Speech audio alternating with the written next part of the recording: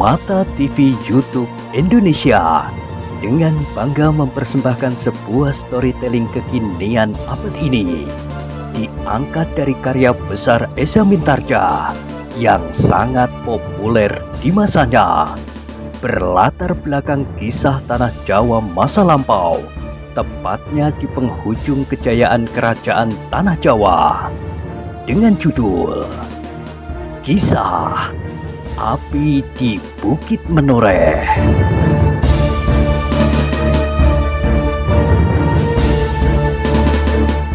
Pada kesempatan yang sangat baik ini, kita masuk pada episode yang ke-248. Selamat menikmati.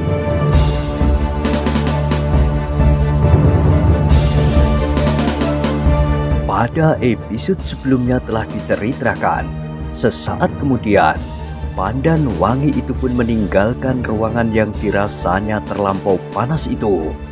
Ketika kakinya melangkah turun ke halaman, terasa udara yang sejuk menyusup ke dalam tubuhnya.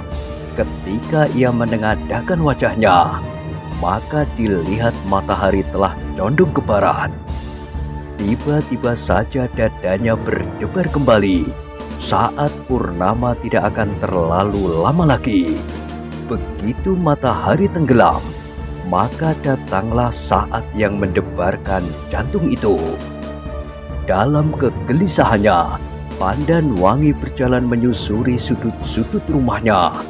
Ketika ia sampai di muka pintu dapur, dilihatnya beberapa orang perempuan sedang sibuk menyiapkan makan, lebih sibuk dari hari-hari biasa. Pandan Wangi terkejut ketika seorang perempuan setengah umur menegurnya. "Kau belum makan, Wangi?" Pandan Wangi menganggukkan kepalanya, tetapi ia sama sekali tidak merasa lapar. Karena itu maka jawabnya, "Aku tidak makan." "Makanlah supaya kau menjadi segar." Pandan Wangi menggeleng. Langkahnya kemudian diteruskannya menuju ke halaman belakang, menyusup di antara tanaman di kebun, pohon buah-buahan dan batang-batang perdu yang rimbun. Namun di halaman belakang itu pun dilihatnya beberapa orang sedang berjaga-jaga di depan regol-regol butulan. Panas udara telah membawa Pandan Wangi duduk di bawah sebatang pohon yang rimbun. Terasa angin yang sejuk menggusap tubuhnya yang penat.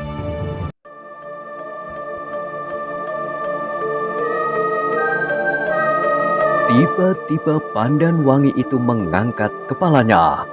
Lamat-lamat ia mendengar suara seruling mengalun lirih, seakan-akan menyusur sepanjang silirnya angin. Suara seruling yang menyentuh-nyentuh dinding hatinya.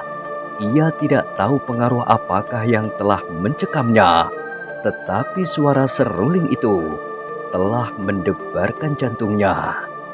Perlahan-lahan Pandan Wangi berdiri, ditangkapnya suara seruling itu selengkapnya. Nadanya yang meninggi, kemudian perlahan-lahan menurun, seperti debar dada seorang gadis yang menunggu kedatangan kekasih. Tetapi sejenak kemudian, Pandan Wangi itu terkejut ketika ia mendengar suara gemerisik di belakangnya. Ketika ia berpaling, dilihatnya Warahasta yang bertubuh raksasa itu telah berdiri beberapa langkah di belakangnya. Sejenak mereka saling memandang. Namun sejenak kemudian, Pandan Wangi melemparkan tatapan matanya ke kejauhan sambil bertanya, "Apakah ayah memanggil aku?" Perlahan-lahan anak muda yang bertubuh raksasa dan bernama Warahasta itu menggelengkan kepalanya. Namun tatapan matanya masih saja melekat pada wajah Pandan Wangi, sehingga Pandan Wangi pun kemudian terpaksa menundukkan kepalanya. "Tidak, Wangi, Jawab Prahasta itu kemudian. Ayahmu tidak memanggilmu. Kenapa kau menyusul aku? Apakah ada sesuatu yang penting yang harus dibicarakan? Prahasta tampak ragu-ragu. Tanpa sesadarnya, dilayangkannya pandangan matanya ke sekelilingnya. Namun ia tidak segera menjawab. Wajahnya tampak berkerut-merut dan keningnya mengembun beberapa titik keringat. Pandan Wangi menjadi heran melihat sikap Prahasta itu. Ia kenal betul kepadanya karena anak muda itu terlampau sering berada di rumahnya. Sebagai seorang pengawal yang mendapat kepercayaan melampaui orang lain, maka setiap kali Prahasta mendapat tugas-tugas dari ayahnya. Sehingga dengan demikian, anak muda yang bertubuh raksasa itu sering benar berada di antara keluarganya. Tetapi ia tidak pernah melihat sikap yang begitu aneh dan kaku. Pandan Wangi, berkata Prahasta kemudian dengan suara gemetar. Memang ada hal yang harus kita bicarakan. Pandan Wangi mengerutkan keningnya. Maka jawabnya, Baiklah, aku akan segera kembali. Tidak Wangi, tidak. Aku tidak akan membicarakannya dengan orang lain selain dengan kau sendiri. Pandan Wangi menjadi semakin heran, apalagi ketika ia melihat keringat yang semakin banyak mengalir di kening Prahasta yang tinggi besar dan berdada bidang itu. Kenapa tidak dengan orang lain? Bertanya Pandan Wangi. Persoalan ini sama sekali bukan persoalan orang lain, Wangi. Tetapi persoalan ini adalah persoalan kita berdua. Hanya kita berdua. Aku tidak mengerti. Desis Pandan Wangi kemudian. Aku tidak mempunyai persoalan dengan kau, Prahasta. Mungkin kau merasa bahwa kau tidak mempunyai persoalan dengan aku. Tetapi aku lain, Wangi. Aku merasa mempunyai persoalan dengan kau. Prahasta berhenti sejenak. Wajahnya kini menjadi tegang dan nafasnya menjadi terengah-engah. Sejenak kemudian dilanjutkannya. Persoalan ini tidak langsung menyangkut keadaan tanah perdikat di masa yang menegangkan ini. Tetapi mau tidak mau, persoalan ini akan sangat berpengaruh. Apakah persoalan yang kau maksud itu? Bertanya Pandan Wangi. Wangi, aku tidak tahu kenapa ayahmu menyerahkan rumah ini dalam perlindunganku. Di tanah perdikan ini ada beberapa orang yang mendapat kepercayaan dari ayahmu selain aku. Tetapi Ki Gede justru menyerahkannya kepada aku. Prahasta itu berhenti sejenak, lalu katanya, dan penyerahan itu telah membuat jantungku berdebar-debar. Sudah lama aku mengenal kau, Wangi, tetapi aku tidak pernah mendapat kesempatan untuk berbicara. Dan aku memang tidak sering berbicara. Namun dalam kediaman itu, aku telah menyimpan sesuatu di dalam hatiku, Wangi. Apakah kau dapat menangkap maksudku? Kini terasa jantung Pandan Wangi menjadi berdebar-debar. Dalam keadaan serupa ini, ia mendengar persoalan yang lain sekali dengan persoalan yang selama ini membuat darahnya serasa bergulat. Sebagai seorang gadis yang telah meningkat dewasa, Pandan Wangi segera dapat menangkap maksud Prahasta.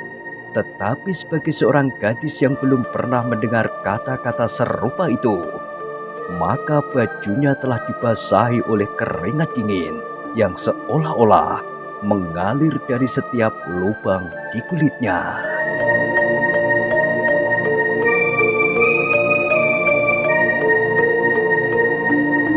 Pandan Wangi, Prahasta berkata seterusnya, aku ingin mendengar tanggapanmu tentang perasaanku. Perasaanku sebagai seorang laki-laki terhadap seorang gadis. Aku mempunyai tanggapan. bahwa ayahmu sengaja mempertemukan kita di dalam keadaan yang sulit ini. Aku tahu benar bahwa apa yang dipikirkannya semata-mata diperuntukkannya bagi tanah perdikan ini. Aku kira hal ini pun telah dihubungkannya dengan kepentingan itu pula, supaya aku selalu dapat melindungimu, tidak hanya sekedar di saat-saat yang kemelut ini.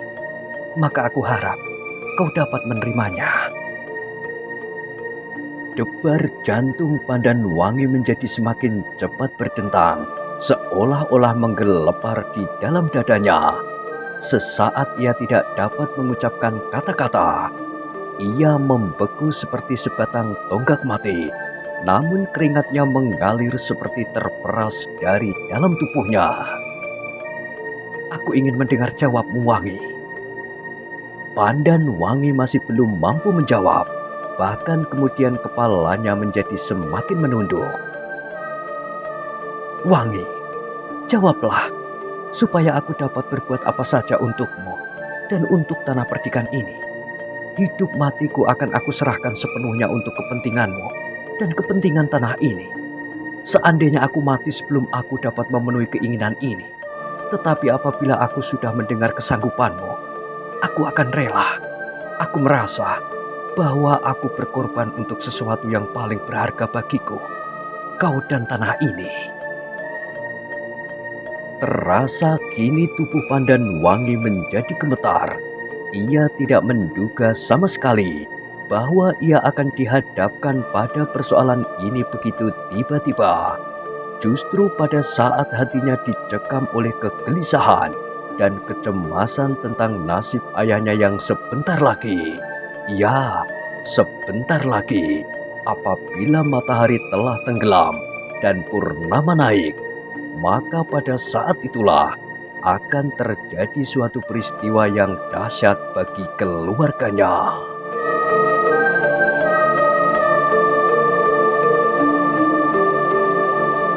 Jawablah, Wangi, desak Wrahasta. Aku ingin mendengarnya. Meskipun aku sudah dapat menduga sebelumnya, kau pasti tidak akan ingkar dari keinginan ayahmu. Ingat bahwa kau telah diserahkan kepadaku. Pandan Wangi kini menjadi semakin bingung. Persoalan yang begitu tiba-tiba dihadapkan kepadanya menambah hatinya menjadi semakin pepat. Jawablah, jawablah Wangi, meskipun hanya sepatah kata. Tubuh Pandan Wangi menjadi semakin gemetar mendengar desakan itu. Namun ia sadar bahwa ia harus menjawab. Karena itu, maka setelah berjuang sejenak, ia pun menjawab. Tunggulah Wrahasta, kita sedang menghadapi bahaya yang besar. Pandan Wangi menjadi semakin berdebar-debar melihat wajah Wrahasta menegang. Tampaklah kekecewaan yang sangat memancar dari sepasang matanya. Sejenak ia berdiri mematung. Dipandanginya Pandan Wangi, seolah-olah hendak dilihatnya langsung ke dalam hatinya. Sejenak keduanya terdiam. Terasa angin yang sejuk mengalir menyentuh dedaunan. Namun keduanya sama sekali tidak mengacuhkannya. Baru ketika Wrahasta telah sempat mengatur perasaannya, maka terdengar ia berkata, Pandan Wangi, jangan membuat aku kecewa. Sebentar lagi aku harus menghadapi pekerjaan yang terlampau berat. Karena itu, berilah aku kekuatan, supaya aku tidak ragu-ragu mengangkat senjata. Aku tidak tahu sampai di mana kemampuan si Danti kini bermain dengan senjata. Tetapi apabila mungkin, aku akan mencobanya untuk kepentinganmu dan kepentingan tanah ini. Mudah-mudahan aku dapat menghancurkannya. Dada Pandan Wangi berdesir mendengarnya.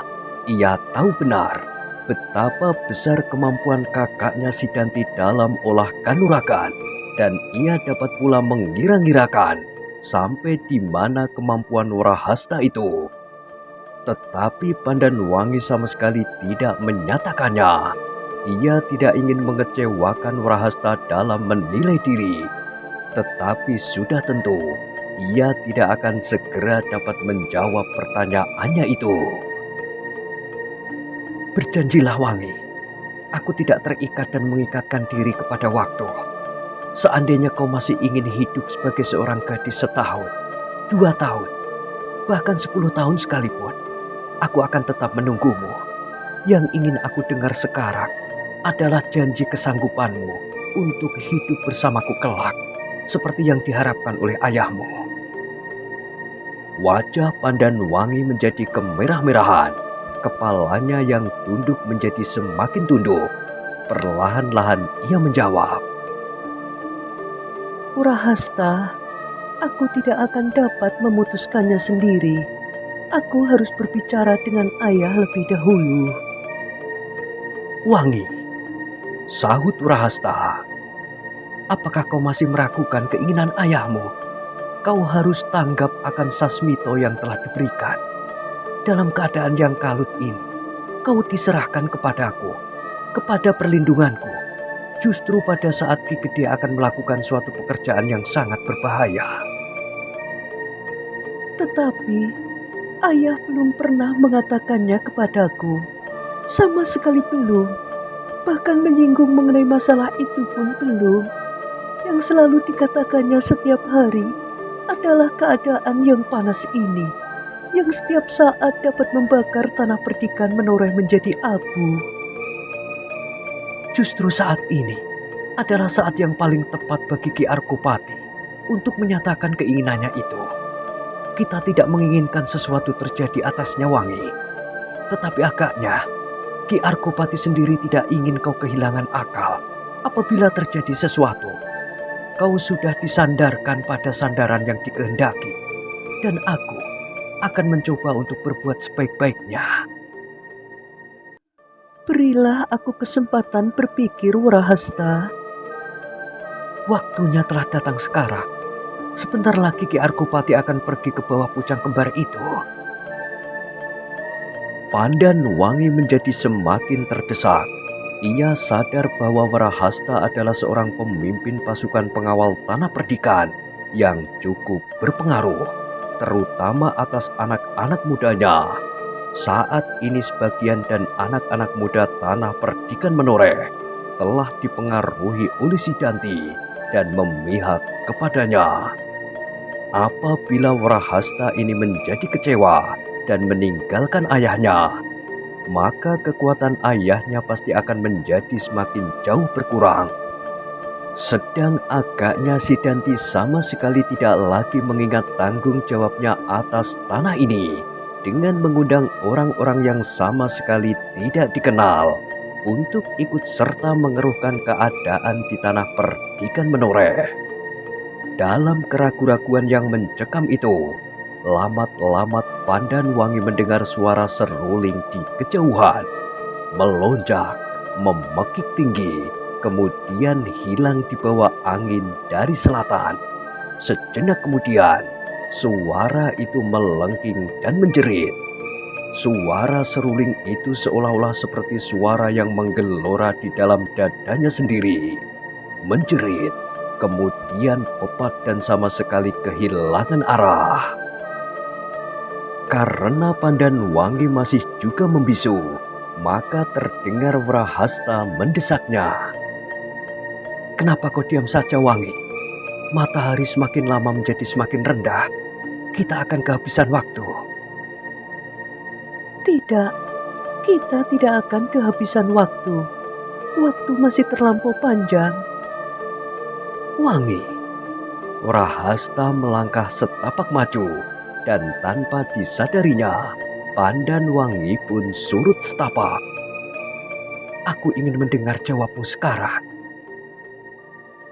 Pandan Wangi menjadi semakin bingung. Ingin ia berteriak keras-keras seperti suara seruling yang memekik-mekik di kejauhan.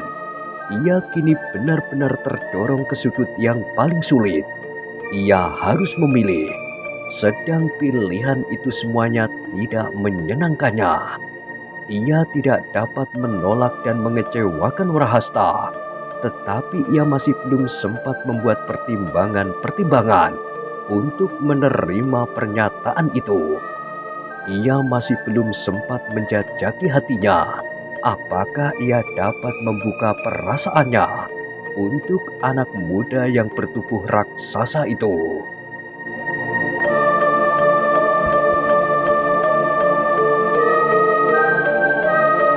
Kesulitan itu telah membuat kepala Pandan Wangi menjadi pening, apalagi ketika ia melihat matahari sudah menjadi semakin rendah. Hampir-hampir ia menangis seperti anak-anak yang kehilangan permainan. Namun tiba-tiba Pandan Wangi itu mengangkat wajahnya. Ia mendengar suara berdesir. Ketika ia berpaling, dilihatnya Samekto datang mendekatinya. Paman, Desis Pandan Wangi tanpa sesadarnya. Rahasta pun kemudian berpaling pula. Tampaklah betapa wajahnya diwarnai oleh kekecewaan yang tidak terkatakan. Sehingga dengan serta-merta ia bertanya, "Kenapa kau kemari?" Samekto mengerutkan keningnya. Dipandanginya Rahasta berganti-ganti dengan Pandan Wangi. Ia tidak tahu apakah yang sudah terjadi. Tetapi karena ia melihat seorang anak muda dan seorang gadis berdua saja, maka tiba-tiba ia tersenyum. Katanya, "Maafkan apabila aku mengganggu, tetapi aku terpaksa memotong pertemuan kalian." Sepercik warna merah memulas wajah Pandan Wangi. Sebagai seorang gadis yang masih sedang meningkat dewasa, maka sindiran itu telah membuatnya sangat berdebar-debar. Sejenak dipandanginya Samekto dengan sudut matanya, namun sejenak kemudian kepalanya telah tertunduk pula. Dalam sekali. Dalam pada itu wajah Rahasta pun menjadi semakin panas. Tetapi ia sama sekali tidak menyesal mendengar gurau itu. Bahkan kemudian ia tersenyum sambil berkata sendat, "Ah, jangan mengganggu. Kami tidak sengaja bertemu di sini." Samekto masih juga tersenyum. Dipandanginya wajah Pandan Wangi yang tertunduk dan kemerah-merahan. Kemudian dipandanginya wajah anak muda yang bertubuh raksasa itu. Tanpa disadarinya, terasa sesuatu berdesir di dadanya. Wajah anak muda itu agaknya terlampau keras dibanding dengan wajah Pandan Wangi yang lembut. Meskipun kerut keningnya menunjukkan ketajaman pikirannya. Meskipun demikian, meskipun senda guro itu menyenangkan hati Rahasta, namun ia diganggu pula oleh perasaan kecewa karena kehadiran pemimpin pengawal yang sudah setengah umur itu. Karena itu maka sekali lagi ia pun bertanya, "Apakah keperluanmu kemari?" Samekto masih ingin bergurau. "Kalau begitu, aku tidak akan menahan kau lebih lama di sini. Akulah yang akan tinggal di sini lebih lama," jawab Samekto sambil tersenyum. Sekali lagi Rahasta berdesis. Namun dalam pada itu, Pandan Wangi sama sekali tidak berani mengangkat wajahnya. Ia tidak tahu perasaan apa yang bergolak di dalam dadanya. Tetapi ia sama sekali tidak senang mendengar sindiran-sindiran itu. Ia tidak merasakan kejenakaannya sama sekali. Bahkan senda guro itu sangat menjengkelkannya. Tetapi Rahasta kemudian berkata dengan suara bergetar, "Apakah tugasmu sudah selesai?" Samekto menggelengkan kepalanya. "Belum, tugasku belum selesai." "Aku tidak akan mengganggu tugasmu, Paman Samekto. Lakukanlah. Nanti pada saatnya, aku akan menggantikanmu dengan kelompokku." "Terima kasih, Rahasta. Aku akan melakukan tugasku. Tetapi aku terpaksa minta maaf kepadamu bahwa aku sedikit mengganggumu." Samekto berhenti sejenak, lalu ia berpaling kepada Pandanwangi. Maaf, Nger. Aku terpaksa mengganggu. Tetapi adalah tugasku saat ini. Ayahmu memanggilmu sekarang. Terasa seolah-olah dada Pandanwangi yang sedang membara itu tersiram air. Dengan serta-merta ia bertanya. Ayah memanggil aku sekarang? Samekto terdiam sejenak. Ia menjadi ragu-ragu, tetapi akhirnya ia menganggukkan kepalanya sambil menjawab. Iya, ayahmu memanggilmu sekarang. Aku terpaksa menyampaikan ini kepadamu. Pandanwangi menarik nafas dalam-dalam. Ia merasa terlepas dari himpitan pertanyaan yang paling sulit untuk dijawabnya. Maka katanya terbata-bata. Baik, baik Paman. Aku akan menghadap ayah. Samekto mengerutkan keningnya. Ternyata ia salah mengerti. Disangkanya Pandanwangi menjadi sangat kecewa atas panggilan itu. Sehingga katanya, Maaf, Nger. Aku hanya sekedar menyampaikannya. sebelum Pandanwangi menyahut, maka Wrahasta telah mendahuluinya. Baiklah Paman Samekto, katakanlah kepada Ki Arkopati bahwa sebentar lagi Pandanwangi akan menghadap. Samekto mengerutkan keningnya, kemudian jawabnya. Tetapi Ki Arkopati memanggilnya sekarang. Lihatlah, matahari telah menjadi terlampau rendah. Hampir tidak ada waktu lagi baginya. Sebentar lagi ia harus pergi. Sebelum purnama naik, Ki Arkopati harus sudah berada di bawah pucang kembar. Iya, aku tahu. Sahut Pandanwangi. Aku akan kembali sekarang. Ayah harus segera pergi. Tetapi, potong Wrahasta, apakah kau dapat menunggu sebentar, Wangi? Lalu kepada Samekto ia berkata, Dahululah Paman, katakan kepada Ki Gede, sebentar lagi kami akan datang. Sekarang, Pandanwangi memotong. sekarang, tidak ada waktu lagi. Samekto menjadi bingung. Ia tidak mengerti kenapa keduanya tidak sependapat. Tetapi ia tidak sempat untuk berpikir karena Pandanwangi kemudian telah melangkah mendahuluinya. Pandanwangi, tunggulah. Panggil Wrahasta, tetapi Pandanwangi tidak berhenti, sehingga Wrahastalah yang harus berjalan menyusulnya. Samekto masih berdiri di tempatnya sambil menggeleng-gelengkan kepalanya. Ia menjadi bingung, namun kemudian sambil meraba-raba janggutnya, ia pun berdesis. Anak-anak muda memang terlampau aneh. Tetapi sejenak kemudian ia mengerutkan keningnya sambil berdesah. Dalam keadaan semacam ini, masih juga mereka sempat memikirkan diri mereka sendiri.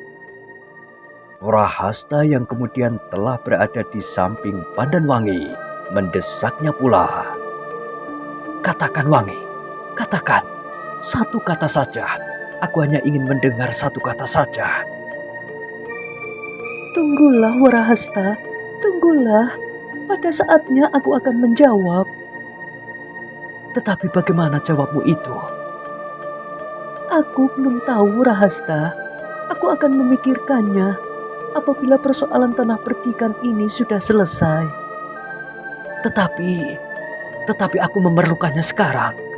Aku memerlukannya sebelum ujung pedang Sidanti atau Kitambak Wedi membekas pada kulitku. Dada Pandanwangi serasa akan bengkak, tetapi ia justru terdiam sejenak. Wangi, Desak Wrahasta. Shh. Pandanwangi berdesis. Kita akan dilihat oleh banyak orang. Biarlah aku berjalan sendiri. Tetapi kau belum menjawab, Wangi. Kau belum menjawab. Pertanyaan-pertanyaan yang meluncur seperti hujan yang tercurah dari langit itu membuat Pandanwangi menjadi semakin bingung. Dadanya serasa menjadi pepat dan nafasnya serasa sesak. Prahasta masih saja mendesaknya dan berjalan di sampingnya. Prahasta, Berkata Pandanwangi kemudian, biarlah aku berjalan sendiri. Bukankah kurang baik dilihat orang apabila kita berjalan bersama-sama? Aku pengawalmu, sesuai seperti yang dikehendaki oleh Ki Argopati. Meskipun demikian, aku akan berhenti di sini kalau kau sudah menjawab pertanyaanku. Jangan membuat aku menjadi sangat bingung, Rahasta. Sebentar lagi ayah akan pergi. Seolah-olah ayah akan terjun ke dalam kegelapan. Tak seorang pun tahu apakah yang ada di dalamnya. Di dalam kegelapan itu, sekarang kau membuat persoalan yang membuat aku menjadi semakin pening. Kalau kau menaruh sedikit pengertian tentang keadaanku, Rahasta, aku harap kau menunda pertanyaanmu itu. Tetapi, apakah aku akan dapat menyimpan harapan seandainya aku menunda pertanyaan ini? Pertanyaan itu tidak ada bedanya. Simpanlah semua persoalan di dalam hati. Aku ingin tahu, Pandanwangi. Pandanwangi merasa semakin terdesak. Ia tidak melihat jalan untuk keluar dari persoalan itu. Tetapi ia sadar bahwa ia tidak dapat menolaknya. Karena di dalam kepepatan hati, Pandanwangi menjawab sekenanya. Simpanlah harapanmu itu, Rahasta. Jantung anak muda yang bertubuh tinggi, tegap, berdada bidang dan berbulu lebat di dadanya itu berdesir. Dengan serta-merta ia bertanya, "Jadi aku dapat menyimpan harapan kepadamu, Wangi?" Dada Pandanwangi yang semakin pepat itu menjawab, Setiap orang harus berpengharapan bagi masa depannya. Prahasta mengangguk-anggukkan kepalanya. Perlahan-lahan ia bergumam, "Terima kasih, Pandanwangi. Aku sudah puas untuk sementara mendengar jawabmu. Aku harap kau tidak ingkar." Kini dada Pandanwangilah yang berdesir. Ia sadar bahwa jawabannya telah menimbulkan salah mengerti.